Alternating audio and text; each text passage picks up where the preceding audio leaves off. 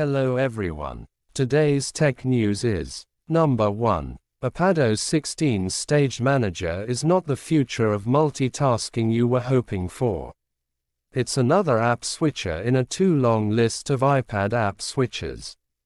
And Apple's running out of reasons not to give us more. Number 2. Fallout 4 to get next-gen update. Due in 2023, the update will feature a performance mode, bug fixes, and more.